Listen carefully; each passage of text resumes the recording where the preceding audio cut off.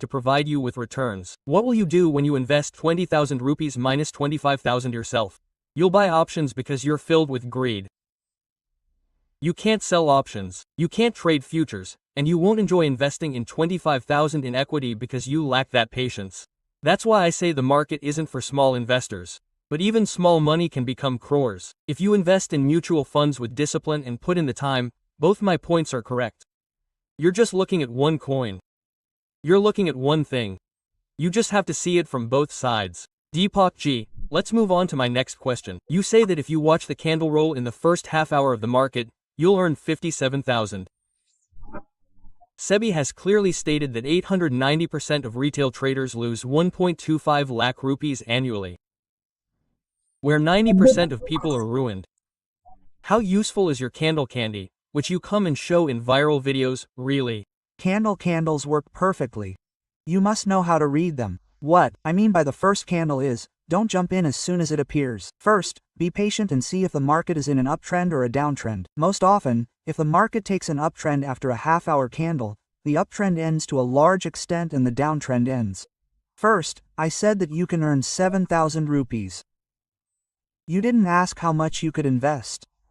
So, money is something I'm also saying here. Sometimes you want to say that you can earn 10,000 rupees by investing 100,000 rupees. So, just look at the whole thing. What I'm saying is, get an education. Follow any system. Whether you follow the chart, follow a strategy, or follow a time-based system, follow the system. You will definitely make money if you do it with education and discipline. Deepak G, let's move on to the next question. You claim that in many sectors, one can turn 1 lakh into 1 crore. Absolutely. But the reports don't support you. 60% of sectoral funds are giving negative returns. Then, which sector are you talking about where one earns 100? Where one earns 100 times the return? Someone please give us Aladdin's lamp like this. Sir, look, whenever the government enters any sector and you enter with them, your money definitely multiplies. First, the government, under Modi ji, supported the defense sector. They promoted it. Look where people's money went. Then it came to railways. Look at railways. Then it came to electric vehicles. And now, water management is an upcoming sector. You should invest. Solar also came in between. Look at how much money people made in solar. So, if you're entering the wrong sector, it's not my fault. Sir, please follow Modi ji. Whatever sector Modi ji introduces a good scheme for, it will disrupt the sector, meaning the market. Let's move on to the next question. Remember, you have 1 minute. Valuation expert Aswath Damodaran, a professor at New York University, says that multi-baggers are seen in the past. No one can predict a multi-bagger's future from the present. I can't understand whether this is the only way to catch a multi-bagger. You even shared a formula for identifying multi-bagger stocks. Is this a genuine formula or a virality stunt? Let me give you an example. I'll give you a slightly twisted answer, like you're asking me a twisted question. Today your company is a big business. Yes, sir, I'll say. Tomorrow, I predict right now that you will become a man worth 1 lakh rupees crore. How? You're predicting correctly. I'm not predicting correctly. Why? Why wouldn't a company with growing profits year after year, a growing market, a growing PE ratio, and growing consumption become a multi-bagger? So, create a screener for this. What I'm saying is, any company with a 5% quarter-on-quarter return means sales growth, 5% profit growth, or if we calculate it year-on-year, the company is growing at 15% or 20%. Sales are also growing, profits are also increasing, and the PEG is also increasing. And most importantly, the promoter isn't selling even 1 rupee of his equity. This means the promoter has confidence. So, when you segment all these things, why wouldn't your company become a multi-bagger? I don't have an answer to this. Speaking of promoters, let's take you to the next question. Deepak G, I won't leave you alone today. You said that if promoter holdings are above 70%, the stock is safe. You say it has full potential to become a multi-bagger. It will definitely become one. But experts say that with high promoter holdings, very few shares are left for the public. The price can be easily manipulated. Sometimes, manipulation also poses a risk. Now, whether you believe the experts or we believe you are the expert. Sir, tell me one thing. You have a 70% holding in a company. Are you the one manipulating it? I don't believe manipulation happens in the market, but if you are the one doing it, will you take your shares up or down? We will. Manipulate them for the upside, right? Who will do it for the downside? Who is the fool who will make his own shares fall?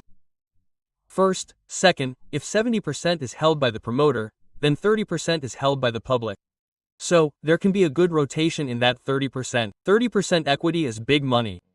And secondly, whenever a company's free float is low, we call it free float. Free float is often proven to be a multi-bagger. Pick any stock and see. As for the question of the past, we learn from the past. We invent, discover, and invent new things.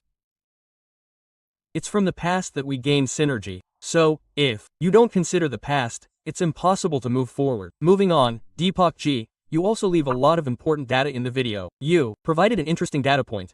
If you had invested 1,000 rupees in Wipro shares in 1976, it would have become 1,000 crore rupees today. Someone bought Wipro shares in 1976. If they had invested, they would have been worth 700 crore rupees today. How could that have happened? They have given multiple bonuses. Which 5 stocks do you think have VPR potential for me, so that I can invest 1,000 rupees there today and withdraw 1,000 rupees, 100 crore rupees? That's not 1,000 rupees or 500 crore rupees. That's rupee, 2,300 crore. When I first saw it, it was 7,800 rupees. Now it's 2,300 rupees. Well, First of all, that data is so vast for 1,000 rupees. Secondly, my point is that predicting who will become a multi-bagger or the next VPR tomorrow is very difficult today, because there's a 30 to 35 year gap. Today, invest in good companies whose profits, as I just told you earlier, are increasing year on year. Growth is increasing year on year. FIIs and DIIs are investing in them. So, if my study could be wrong, FIIs won't make a mistake. DIIs won't make a mistake. Follow them and see how your money multiplies. Multi-bagger, will you run out of space to keep your money? That's what I'm saying. I can't name 5 companies. Maybe 50 will come up. Create your own screener and test it yourself. Deepak G, let's move on to the next question. And the next question is, you say that with SIPs, a person with a salary of 25,000 rupees can buy a house. He can also buy a Fortuner. The cost of living in metro cities is rupee 00, where people can't even run their own house for 25,000 rupees. They can buy a bungalow and a car for 2,000 rupees. How am I even talking about his Fortuner along with his Fortuner? Sir, look, I said 25,000 rupees, but the interpretation is a little wrong. That means you should save at least 5,000 rupees. If anyone saves almost 20% of his savings today, anyone who wants to save, you can save 5,000 rupees.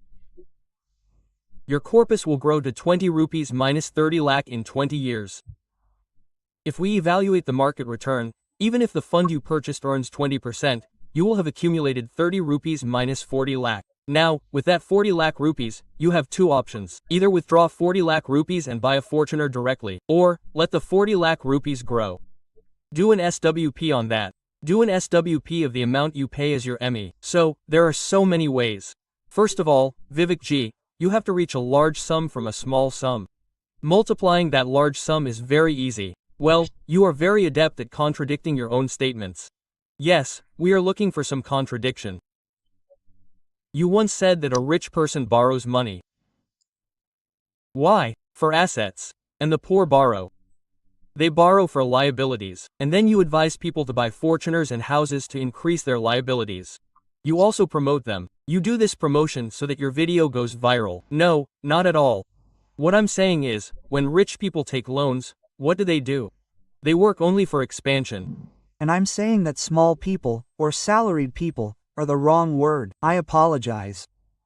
A person who is employed shouldn't take a loan. I'm saying this, and loans shouldn't be taken for liabilities at all. When you were buying a car, you were carrying liabilities on your head. Whereas today, any company, let's take the example of Reliance, took a loan of 4 lakh rupees crore, built Jio, such a huge empire, and how many years will they earn from it? They even paid off that loan, became debt-free, didn't Reliance in the meantime? So what I mean to say is, when wealthy individuals take out loans, they do so for expansion. Salaried class or small businesses take out loans, they take on liabilities. You're taking out loans for business. That's wonderful, but you're taking out loans for luxury. You're taking out loans just for your own enjoyment. That's not wonderful. Time, sir. Thank you very much. I'm going to change the question, Deepak. Gold is at an all-time high today. People are investing heavily in gold. There are different types of investments in gold. Or you say that investors, real wealth isn't in gold. Real wealth can be created by investing in silver. Why do you say that? Look, there's a gold-silver ratio. Right now, the gold-silver ratio is quite disturbed. So, silver has more room for growth than gold. And second, Vivek G, one thing I always say is that gold is always expensive, and it's going to stay expensive, because the price of gold never decreases. When I got married, gold was 4,000 rupees, and it was expensive even then. Then it became 16 rupees. It was expensive even at 50 rupees, and even at 60 rupees. Tell me, when has anyone ever told you that gold is cheap? Gold is expensive because good things always come at a premium. And silver is Silver because the gold-silver ratio is currently favoring silver over gold, because gold has already increased significantly. And for many years, these ratios have been aligning. Secondly, for example, there were 22 and 24 karat jewelry. Then there was 22 karat, then 16 karat. Now the government has approved 9 karat jewelry as well. So, what will happen in a few days is that people will start wearing silver jewelry because gold is already becoming out of reach of the common man. So, therefore, silver will become silver. Well, one more thing. There's a slight crisis in the stock market globally. Especially after Trump's arrival, there have been significant fluctuations. Some experts say gold will fall immediately during the crisis. Others say gold will be put on hold as soon as the market recovers. According to you, there's a silver to gold ratio. But when will this gold hold be imposed? What do you think the future of gold will hold? Forget the gold-silver ratio. I'll leave you with a calculation. Follow it. You'll never lose gold. okay. Today you bought 1 lakh rupees worth of gold. I'm giving you an example. You mortgaged it. Mo Gold is available anywhere in any bank. There are many gold finance companies. They funded you 80% to 90%, anticipating that gold will never fall this low. If you bought gold worth 1 lakh and he gave you 80,000 and the value of the gold fell to 70, you would never go to redeem it. You would never. Go. He would increase your gold. You don't need to increase it. Because the mortgage value is so huge that no one person is keeping just 1 tola. Thousands of tons of gold are mortgaged. This means we will not let the price of gold fall. These people will not let it fall. And this is a worldwide scenario. It is. Not just in India. So this is one principal reason why gold will never be put on hold. And you can show me even once that gold has ever fallen more than 30% from its high in India. It has never happened. You should see it by doing it. I have heard one of your philosophies. If I want to buy 10 of it, I want to buy even 1. If I cannot buy 10 shares, I will not buy even 1. That is correct. Absolutely correct. Yes, I Want to understand the philosophy behind this? Is it a solid principle or just a punchline from a viral reel? I don't do anything for virality. I just speak, and it goes viral. Imagine you bought a stock. I'll explain it with an example. I usually don't mention stock names, but let's take it today. I bought a stock. It was Jet Airways. I invested all my capital in it. Jet Airways shut down today. My money was 0. Now, let's talk about it. It could have been Yes Bank, the 600, the 400, the 400, the 200. How long would I have managed? But if I had invested 10% of my capital in these 10 shares, and even 2 went 0, if the others went up by 20%, my equation would have been even. So, this is an English proverb. I've just translated it into Hindi, or I've twisted it a little. Never put all your eggs in one basket. So, you just need to keep your basket large, and you shouldn't invest in a single stock. You need to build a portfolio. Build a portfolio. See, your money will never go to 0, because it's not like all 10 companies will go to 0. Often, investors, out of fear, sell good stocks and buy bad ones out of greed. When you invest, do you have a formula to balance this fear and greed? Yes, absolutely. See, it's human psychology. When you earn 100 rupees, you start worrying that the 100 rupees might disappear. That 100 rupees might become 80. That 160 rupees might become 100, and you'll lose 100 rupees. You'll sit there hoping it will increase anytime soon.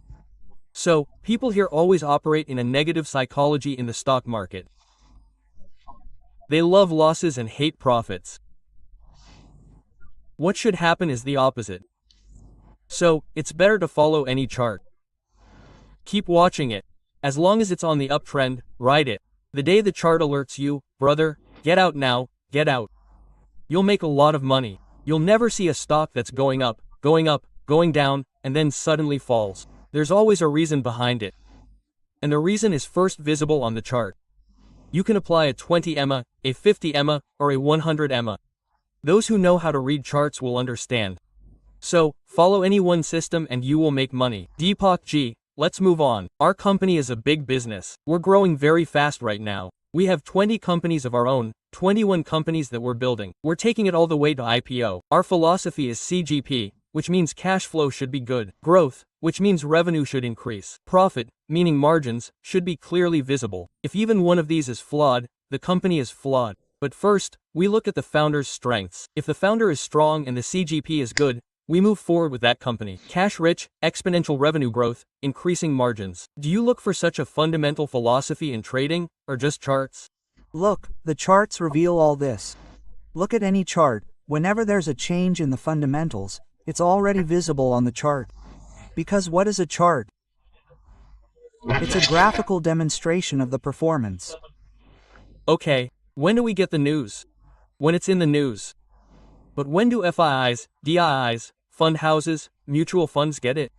Because they're consistently tracking the company's growth. I'll get it when there's an announcement. But a fund house holding 3%, 5%, or even 1% equity has access to all the data. If it sees that a company's sales are declining this quarter, it sells early. When do we find out? When that news comes quarterly. So there's a difference between what's coming in and what I'm seeing. Whenever you think you want a stock with exponential growth, or anything else, check if the fund house hasn't. If it has, there's some problem with the stock. Yes, there's a program called the Leadership Funnel Program. What's the name of this program? What's the theme? Your journey from idea to IPO. You come with an idea, you get 2, 4, 5, or 10 crore rupees. We handhold you for a year, coach you, provide a framework, and execute it. We have in-house business consultants for every type of business, whether it's exports, distribution, FMCG, D2, or capital raising. Yes, in any area, any function, we've helped thousands of businesses grow from cash to profit, and we provide strategy sheets and personal coaching. So, I'd like to invite you too. Please come, and all the participants, for 1 year of handholding to take your business to the next stage. 2 crore, 5 crore, 10 crore, 20 crore, 50 crore. Come from whatever stage you're at. We'll prepare you for an IPO. We invite you too. I always tell them about our Leadership Foreign program. I don't want you to miss this opportunity. Let's move on to the next question. Deepak G, you say that the market will make you a king, but if we look at the data from the past year, what's the biggest indicator of the market? Nifty 50 is considered a big indicator. Nifty 50 means it was beaten by fixed deposits. Even fixed deposits were giving better returns than Nifty 50. So this completely disproves your theory. I want you to explain the reality of your dream in your own words. Sir, whenever we talk about returns, we don't check it for a period of 6 months to 1 year. 1 year is all about fixed deposits. Look at the 5-year returns. Did they beat them? 10 years, 15 years, 20 years, 30 years. Since Nifty's inception, what has been able to beat Nifty? Tell me, which investment has been so successful? Even land hasn't been able to do so. We live in Delhi. You can buy land at the highest premium in Can Place. I don't think there's anything else in Delhi that's premium over Can Place. So, compare the current rate of land in Connaught Place with the rate of 10 years ago, and compare it with Nifty, or this.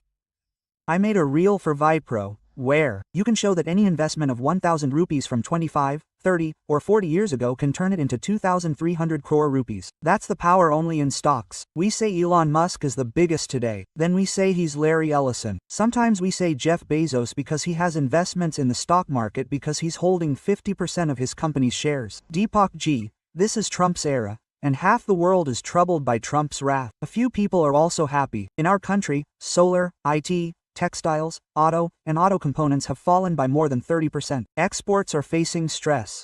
I want to know from your experience. If you can tell me in a minute if there's a sector that even Trump couldn't disrupt. Mobile manufacturing. Or electronics, and pharma. They haven't invested in pharma because they know that, God forbid, if a disaster strikes, medicines will have to come from India. They're not manufactured there. Secondly, whatever Mr. Trump is doing, he's doing it for his own country because he has bonds, and paying interest on them is proving to be a burden. His $1 billion debt means a debt with interest, a burden. So, he has to do something to make the stock market fall and bond yields rise. He's trying his best to find some alternative. But that won't affect any country because there's no manufacturing of anything in the US, sir. Today, you don't manufacture anything, and secondly, You're raising rates by 25 to 30% for your own people. Suppose this laptop comes from China. Currently, it costs 1 lakh rupees. Now you're saying, if I impose a 30% tariff, your people will have to pay 1,300 rupees. What inflation will it cause for us? What will happen? What won't? That's a matter for later. It's not sustainable. First, it will be difficult to sustain in our own country. That's why they change their statements every 15 days. Let's talk about Rakesh Jhunjhunwala. Let's remember him today. Invest in the right company and forget about it. But some experts say to rebalance your portfolio every 6 months. What model do you follow for rebalancing? I say, as long as the company is performing, you're my friend. The trend is my friend. When it seems underperforming, leave it for a quarter, 2, 3 quarters. Then, when it starts to rise, buy it. I'll tell you, why do you want to marry a company? You're an opportunist because you've brought in money. You have to earn against your opportunity cost. So, go where you have a profit.